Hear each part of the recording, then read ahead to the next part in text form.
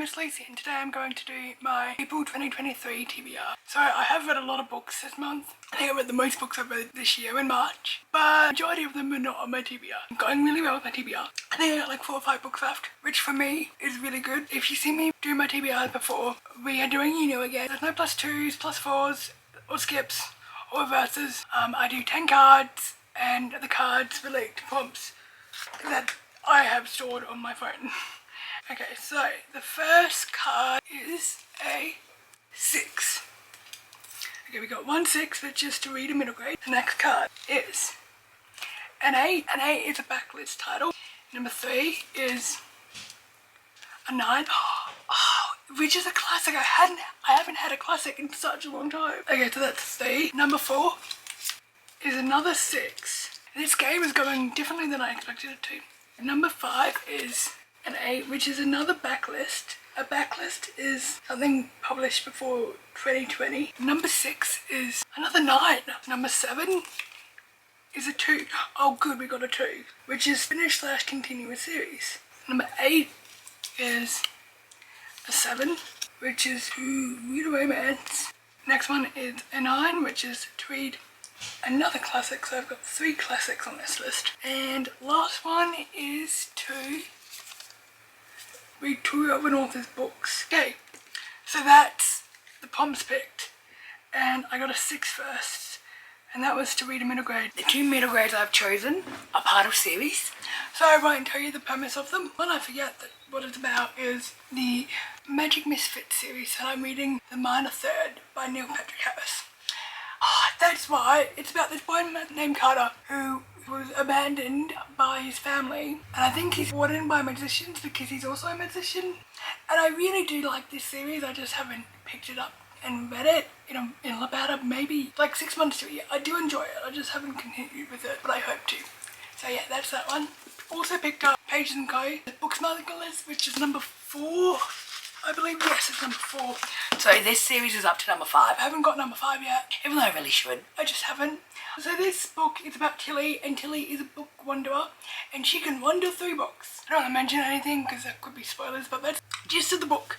So those are the 2 6s gone. So I've got 2 8s, so 2 8 to a backlist. Okay, so first backlist I have chosen is Puddin' by Julie Murphy.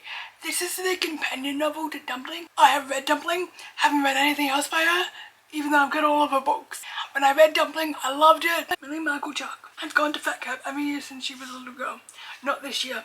This year she has new plans to chase her secret dream and to kiss the boy she's crushing on. Kelly Reyes is the pretty girl next door who is in line for dance team captain and has a popular boyfriend. But when it comes to other girls, she's more frenemy than friend.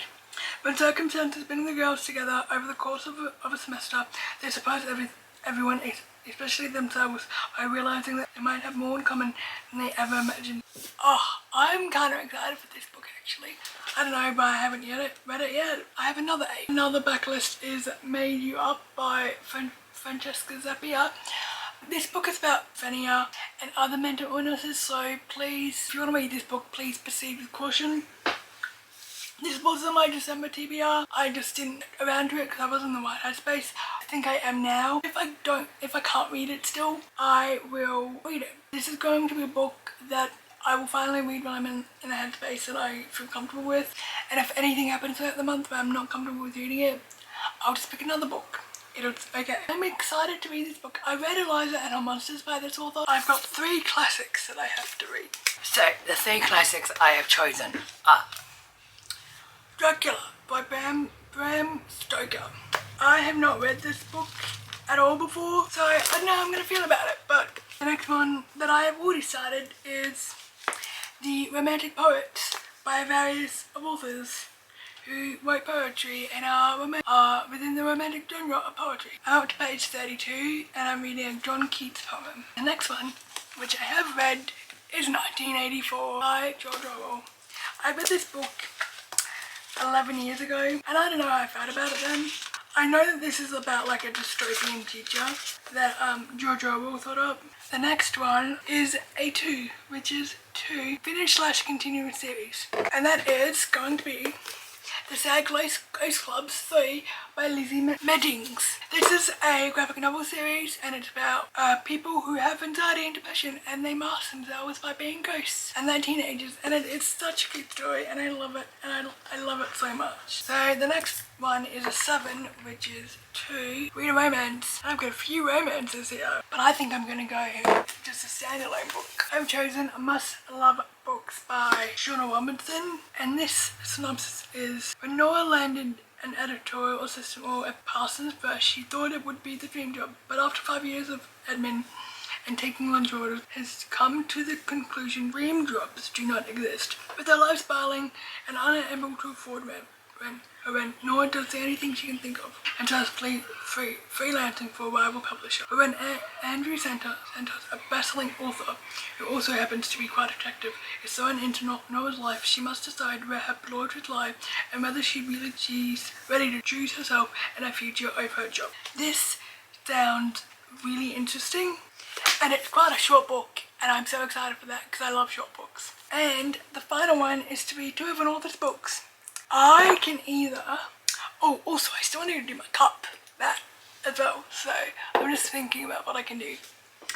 I can either do, oh, you know what, no, I'm going to do it. I'm going to do number 4 and 5 of the Bergman Brothers series by Chloe Lettice, 4 and 5. I'm up to number 2 at the moment. I had 3 of them on my TBR last month. I've read number 1 up to number 2, really good series. I don't know what they're about, well I do, but I'm like kind of flying through them, I'm not taking in information, my ADHD brain. But hey, I'm reading it. I'm reading like 50 pages every day, so that's a good sign for me. That's my, do I have any, also, I also need to finish this Richard Osman book and the 3rd book that I don't have but my dad had, so I'll borrow that book from him.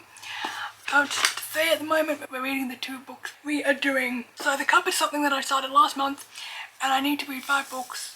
So last month we got G, so G's out of the running, and I have not actually read any of these books yet. So I got a U. Okay, I don't know if I have any books. Let me go check. So I think I picked up all the books I have, and that is What I Thought Was True by Huntley Fitzpatrick, The Boy Next Door, also by Huntley Fitzpatrick, and The Boy Most Likely To. So those are the books by Huntley Fitzpatrick. I don't want to read out the synopsis, I'm getting tired. And then I've also got, oh, I have 6 of them, okay. I've also got a Gail Forman book, which is We Are Inevitable. I've read all of Gail Forman's books. I love If I Stay and I love If I Rent. I have Sharp Objects by Gillian Flynn, and I have How It Feels to Float by Helena Fox.